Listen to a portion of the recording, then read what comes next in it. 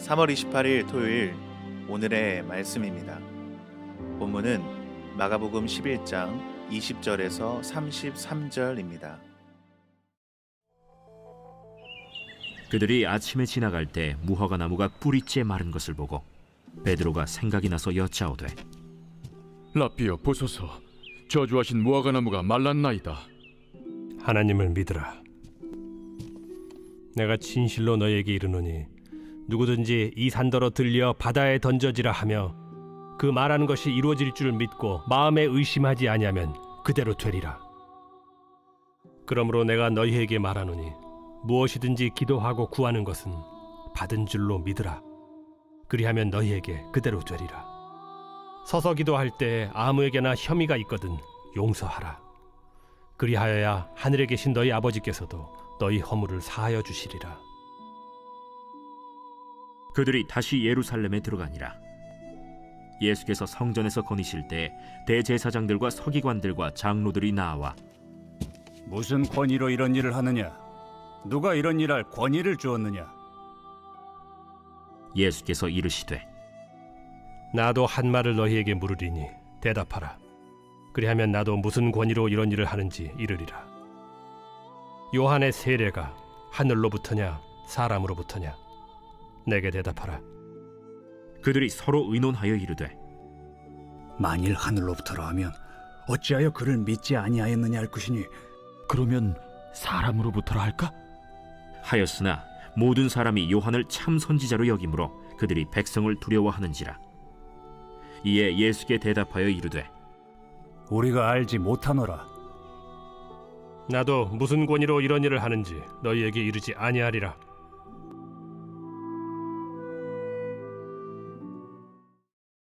오늘 본문은 전날 예수님께서 입만무성한 무화과 나무를 저주하신 그 말씀이 그대로 실현된 것을 제자들이 목격하면서 시작합니다. 베드로는 놀랐습니다. 바로 어제 일인데 하루 만에 이 무화과 나무가 뿌리째 말라 있었기 때문입니다. 사실 무화과 나무가 하루 만에 뿌리째 마른 것은 일반적인 상황이 아니었습니다. 그런데 그 나무가 하루 만에 뿌리째 마른 것이죠. 예수님이 무화과 나무를 마르게 하신 것은 상징하는 바가 있습니다. 그것이 무엇일까요? 무화과 나무가 이스라엘이라는 것입니다. 더는 열매를 구할 수 없는 이스라엘에 대한 심판, 그 심판을 상징적으로 보여주신 것입니다. 그런데 베드로는 이 상징적인 행위를 통해 이 예수님이 말씀하시려는 것에 주목하기보다 예수님의 말씀이 하루 만에 현실이 된 사실에 집중합니다. 이 상황에서 예수님은 베드로에게 믿음과 기도에 대해서 가르치십니다. 그 핵심은 바로 하나님을 믿으라 라는 것이었습니다.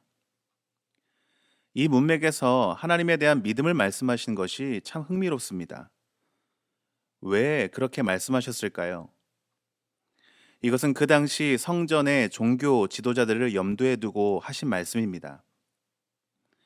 유대인의 성전 중심 종교는 이미 뿌리째 말라버린 무화과 나무처럼 그 운명을 다했습니다. 이제 외형적인 제도가 아니라 믿음의 백성이 이룰 하나님의 나라가 그 자리를 대신하게 될 것입니다. 본문 23절 말씀에 보면 내가 진실로 너희에게 이르노니 누구든지 이 산더러 들리어 바다에 던지리라 하며 그 말하는 것이 이루어질 줄 믿고 마음에 의심하지 아니하면 그대로 되리라. 예수님이 말씀하십니다. 이 말씀도 이러한 맥락에 따라 이해해야 합니다. 여기서 산은 예루살렘 성전이 위치한 시온산입니다.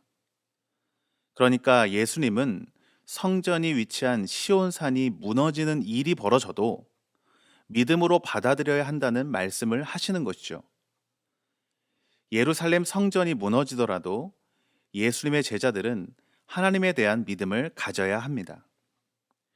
실제로 예수님의 말씀대로 유대인들의 예루살렘 성전은 주후 70년 로마군에 의해서 파괴가 되었고 예수님의 새 성전이 시작되었습니다.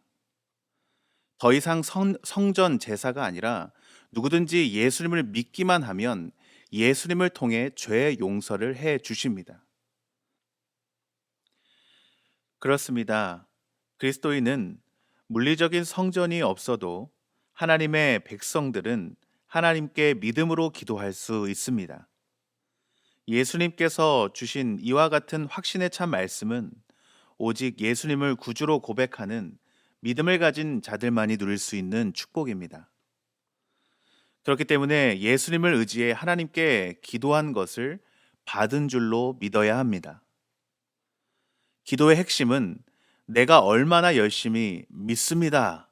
이것을 외쳤는지에 달린 것이 아닙니다. 어디에서 기도했느냐에 달린 것도 아닙니다.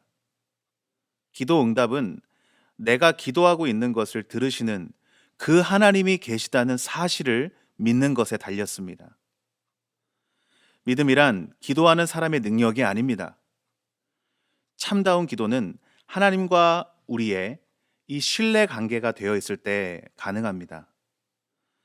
그런 신뢰 관계가 있을 때 우리는 우리의 기도가 응답될 것을 기대할 수 있습니다.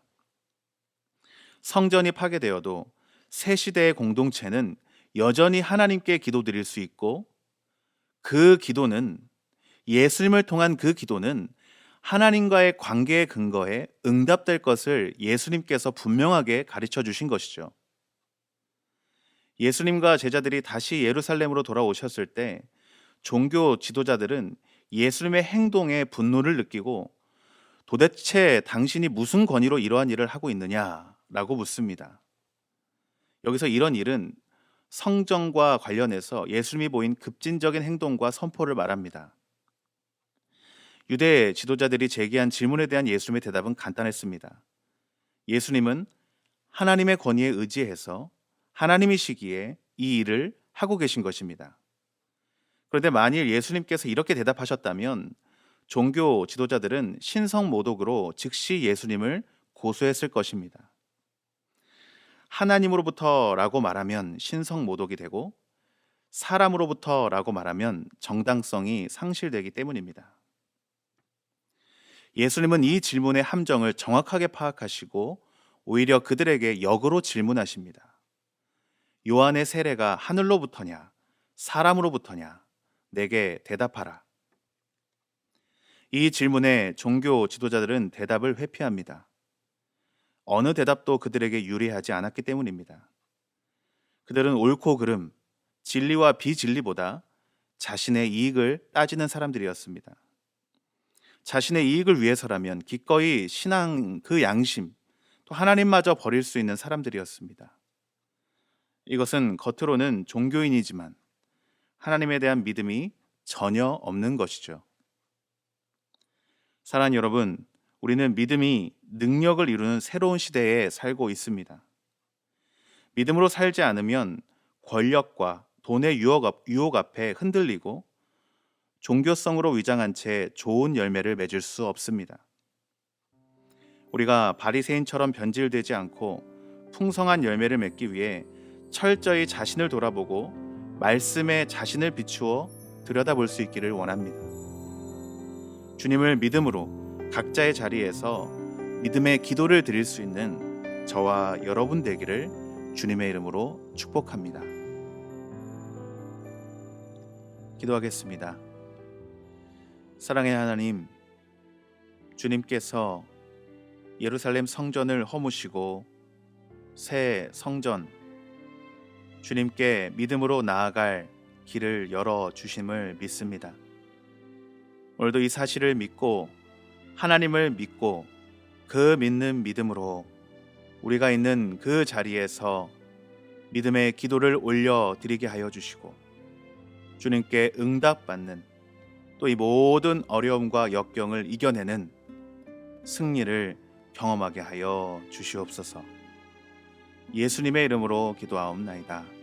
아멘. 함께 기도할 제목은 첫 번째, 우리가 하나님의 성전인 것을 기억하고 각자의 자리에서 정결함으로 믿음의 기도를 드릴 수 있게 하소서. 두 번째, 나라와 민족을 불쌍히 여기시고 하나님의 뜻대로 인도하옵소서. 또한 우리 방어진 제일교회가 말씀과 성령이 충만한 교회로 굳게 세워주소서. 세 번째, 코로나19 바이러스 백신이 속히 개발되게 하시고 하나님의 평강이 온 땅 가운데 충만하여 일상의 온전한 회복이 있게 하소서. 함께 기도하겠습니다.